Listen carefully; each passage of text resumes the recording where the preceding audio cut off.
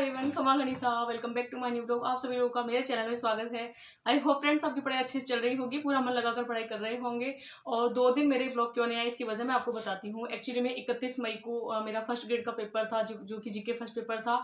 आप में से बहुत सारे लोगों ने फर्स्ट ग्रेड का फॉर्म भर रखा होगा पहले, तो उनका भी एग्जाम होगा 31 मई को, अच्छे से जानते होंगे। और जब 1 जून को मेरा हिस्ट्री का पेपर था, क्योंकि मैंने एमए हिस्ट्री से पॉलिटिकल साइंस दोनों से की है, तो हिस्ट्री वाला पेपर मेरा 1 तारीख को था। और साथ ही में 3 जून को मेरा जो पेपर होगा वो पॉलिटिकल साइंस का होगा। तो मैं आपको कहना चाहती हूँ, हमारा जो न्यू टारगेट शुरू करेंगे वो 4 जून से शुरू करेंगे, क्योंकि एग्जाम की वजह से वैसे तो 1 जून से करना शुरू कर रहे थे, लेकिन एग्जाम मेरा 1 जून को ही था, इसीलिए मैं ना तो व्लॉग बना पाई, ना कोई वीडियो अपलोड कर पाई, और ना ही मैं आपको बता पाई कि हाँ हमारा टारगेट कब से हम शुरू करेंगे। तो 21 दिन का चैलेंज है, इसमें आपको मैं ये नहीं बताऊंगी किस तरह से पढ़ना है। इसमें आपको अपने ऐसे समझ लो कि आपका जो भी सिलेबस है ना, उसका गति से रिवीजन करना है, फुल स्पीड में हमें रिवीजन करना है। इस बात का आप ध्यान रखना, जो भी अब तक आपने पढ़ा है उसको अच्छे से हमें रिवीजन करना है। लेकिन 4 जून से हम 21 दिन का चैलेंज जो है शुरुआत करेंगे। तो फ्रेंड्स, फाइनली आपको कहना चाहूंगी, फर्स्ट ग्रेड का पेपर आप भी दे के आए होंगे, और आपने भी थोड़ा फील किया होगा कि पिछली बार जो मैंने सेकेंड ग्रेड का पेपर दिया था ना, उसके मुकाबले फर्स्ट ग्रेड का पेपर मुझे बहुत अच्छा लगा। और मेरे मन में एक ही ख्याल आया कि काश कि मैं फर्स्ट ग्रेड की तैयारी कर लेती तो अच्छा रहता। बहुत अच्छा पेपर मुझे लगा फर्स्ट ग्रेड का। मैंने जीके फर्स्ट पेपर दिया, वो भी मुझे अच्छा लगा, और साथ ही में जो सेकंड पेपर मैंने हिस्ट्री वाला दिया, उसमें भी बहुत सारी चीज़ें ऐसी थी जो हमने सेकंड ग्रेड में पढ़ रखी थी, है ना। तो मुझे पेपर का जो लेवल था वो बहुत सही लगा, मतलब उसको मैं टफ नहीं कह सकती हूँ। जिस तरह से हम बातें कर रहे थे कि आरपीएससी का पैटर्न बदल चुका है, बहुत टफ टफ क्वेश्चंस लेके आ रहे हैं, उनका पैटर्न बदल रहा है, ऐसा मुझे इसमें कुछ देखने को नहीं मिला है। अगर आप भी पेपर देके आए होंगे तो आपको भी पता चला होगा कि किस तरह के क्वेश्चंस आए हैं, किस लेवल के क्वेश्चंस पूछे जा रहे हैं। तो मतलब मुझे तो कुल मिला के अच्छा लगा, और एक ही ख्याल मन में आया है कि मैं फर्स्ट ग्रेड की तैयारी कर लेती तो अच्छा होता। बाकी देखते हैं, हम सेकंड ग्रेड की तैयारी कर रहे हैं। हो सकता है आरपीएससी जिस तरह से फर्स्ट ग्रेड में उन्होंने एग्जाम का पैटर्न दिया है, सेकंड ग्रेड में भी ऐसा ही पैटर्न दे दे तो बहुत अच्छी बात है हमारे लिए। इसीलिए फ्रेंड्स, मैं आपको कहती हूँ आपको तैयारी करते जाना है। ऐसा मतलब मुझे बिल्कुल नहीं लगा एग्जाम में पेपर देते टाइम कि कोई भी क्वेश्चन बाहर आया है। और मैंने क्वेश्चन मैच नहीं किया, आपको सही बता दूं, क्योंकि क्वेश्चन मैच उस एग्जाम की करती हूँ मैं जिसकी मैं तैयारी कर रही होती हूँ। अब मैंने फर्स्ट ग्रेड की तैयारी नहीं की थी, आपको अच्छे से पता है, हम फरवरी से सेकंड ग्रेड की तैयारी कर रहे हैं। तो मैंने ना कोई क्वेश्चन जीके फर्स्ट पेपर में क्वेश्चन मिलाए हैं मेरे कितने सही गए, और ना सेकंड पेपर में मिलाए हैं।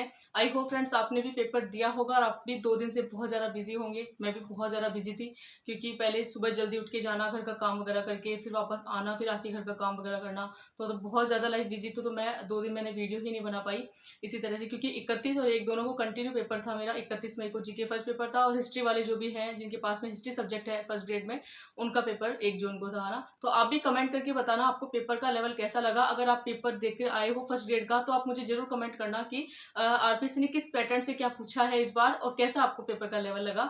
ये भी मैं जानना चाहती हूँ आपसे भी। हो सकता है कहीं मुझे लगे ऐसा आपको ना लगे, इसीलिए आप मुझे कमेंट करके जरूर बताना। इन बातों को हम बार बार सोचते हैं, जिन चीज़ों के बारे में हम बार बार सोचते हैं, एक्चुअली में अक्सर वैसा ही होने लग जाता है, और वही हमारे जीवन का हिस्सा बन जाता है। कि हमें कमी पर ध्यान नहीं देना है, हमेशा संभावना पर ध्यान देना है, हमारी पॉसिबिलिटी पर ध्यान देना है कि ऐसा हो सकता है। हमेशा ये नहीं देखना कि हाँ ये मेरी कमी है, मुझसे नहीं होगा। हमेशा ये देखना है कि हाँ ये मेरी कमी है, लेकिन मैं इसको साबित कर सकता हूँ, मैं ये संभावना हो सकती है कि मैं इसमें सिलेक्शन ले लूँ, है ना। तो हमेशा हो सकता है, ये वाली बात हमेशा ध्यान रखना। किसी चीज़ को कमी में ध्यान, या किसी चीज़ की कमी को ध्यान में रखकर उसकी तैयारी करना मत छोड़ देना। आप क्या बनना है, कैसे बनना है, हमें कैसे अपनी लाइफ जीनी है, ये हम पर डिपेंड करता है, हम दूसरों पर डिपेंड नहीं करता है कि हमें किस तरह की लाइफ जीनी चाहिए। तो फ्रेंड, इसीलिए मैं आपको हमेशा कहती हूँ कि हमें खुद के माइंड की बात सुननी है, खुद के दिल की बात सुननी है, हमें खुद के बारे में सोचना है, थोड़ा सा सेल्फिश बनना है, क्योंकि हमें जो भी हमारी गति से हम पढ़ रहे हैं उसको धीरे धीरे पढ़ते जाना है। नहीं सोचना है किसी के बारे में भी। एक दिन जब हम पीछे मुड़कर देखेंगे तो हमें जो जिंदगी के उन पलों को मतलब देख के हमें बहुत अच्छा लगेगा कि हम लोगों के डर से बिल्कुल नहीं डरे, किसी की आलोचना से नहीं डरे, सिर्फ हमारी पढ़ाई पर हमने ध्यान दिया। क्योंकि जब वो सक्सेस मिलेगी ना, और उसके बाद में जब हम इन दिनों को याद करेंगे ना, तो हमें बहुत अच्छा फील होगा, और खुद पर गर्व महसूस होगा कि इतने सारी परेशानियां आती है उसके बावजूद भी आज हमने सिलेक्शन ले लिया। तो फ्रेंड्स, बस यही कहना चाहती हूँ, सिलेक्शन पाने के लिए हमें खुद को थोड़ा सा स्ट्रॉन्ग बनाना जरूरी है, खुद के अंदर खुद को मोटिवेट रखना जरूरी है, खुद को प्रेरित रखना जरूरी है कि हाँ हमें किसी के भी कुछ कहने से कोई फर्क नहीं पड़ता है। तो हम फ्रेंड्स पीछे मुड़कर देखेंगे तो हमें लगेगा कि हम हमारी जो भी हमारी खुशी है उसको हमने फर्स्ट प्रायोरिटी दी है, जो हमारे सपने थे उसको हमने फर्स्ट फर्स्ट प्रायोरिटी दी है, हम किसी की बातों में भी नहीं आए। इसीलिए मैं आपको हर वक्त कहती हूँ कि अगर आप आरपीएससी सेकंड ग्रेड की तैयारी कर रहे हो या फिर किसी भी एग्जाम की तैयारी कर रहे हो और हम कंसिस्टेंसी के साथ पढ़ाई कर रहे हो ना, तो एक ना एक दिन सफलता जरूर मिलेगी। इसी उम्मीद के साथ में आपको पढ़ते जाना है। और जब जिस दिन भी सिलेक्शन होगा ना, और जब हम पहले वाले दिनों को याद करेंगे या इन दिनों को याद करेंगे, मेरे तो क्या है, जैसे मैं वीडियो बनाती हूँ तो मेरे लिए एक मेमोरी हो गई एक तरह से, है ना, कि मैंने किस तरह से स्ट्रगल किया था, कितना मैंने खुद को मोटिवेट किया था, ये सब चीज़ें हो गई मेरे लिए, तो है ना। तो ये सब चीज़ें हमारी मेमोरी बन जाती है। वीडियो बनाने का मेरा एक ये भी मोटिव रहता है कि हमारी जो भी हम लाइफ जी रहे हैं, कौन से स्ट्रगल के साथ पढ़ाई कर रहे हैं, कितने हम तैयारी कर पा रहे हैं, कैसे हम खुद को कंसिस्टेंसी से पढ़ पा रहे हैं, कैसे हम खुद की कंसिस्टेंसी बना पा रहे हैं, क्या हम डेली रूटीन बना पा रहे हैं या नहीं, ये सब चीज़ें हमें वीडियो में देखने को मिलेगी। कभी हम आगे लाइफ में सक्सेस होंगे तो ये बहुत अच्छी बात है मेरे लिए। तो बस यही कहना चाहती हूँ आपको कि हमें लाइफ में आगे बढ़ना है, और जैसे कि लोगों की आलोचनाओं से, इन सब से हमें कोई फर्क नहीं पड़ना चाहिए। क्योंकि मैं लाइफ की वो स्ट्रगल कहना चाहती हूँ, ये अभी हमारी जो पढ़ाई का दौर चल रहा है ना, ये वो स्ट्रगल है जिसमें एक पढ़ाई करने वाले एस्पिरेंट पे डिपेंड करता है कि क्या उनको इन सब में उलझ के रह जाना है या फिर खुद के सपने पूरा करने में आगे बढ़ना है।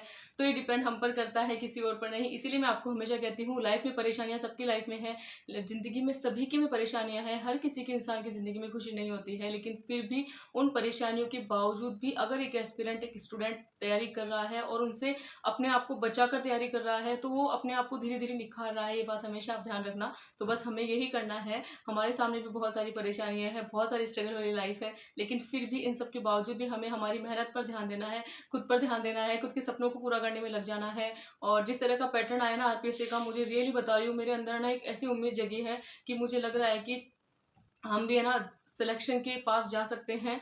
लेकिन बस वही है, ज़रूरत हमें रिवीजन हमें ज़्यादा से ज़्यादा करना है।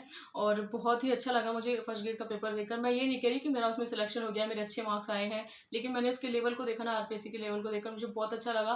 क्वेश्चन का जो पैटर्न था ना, वो टफ नहीं लगा कि हाँ ठीक है, कालक्रम वाले क्वेश्चन आजकल पूछते हैं, आपको अच्छे से पता है कौन सी घटना कब हुई, ये वाले क्वेश्चन भी पूछते हैं। कई बार कल ऐसा भी क्वेश्चन आया था हिस्ट्री में, जिसमें सन नहीं दिए थे उन्होंने, और घटना पूछ ली थी, सुभाष चंद्र बोस के बारे में क्वेश्चन आया था वो। तो ऐसे बहुत सारी चीज़ें हैं, लेकिन फिर भी मैं आपको ये कहना चाहती हूँ, पेपर का लेवल इतना टफ नहीं था।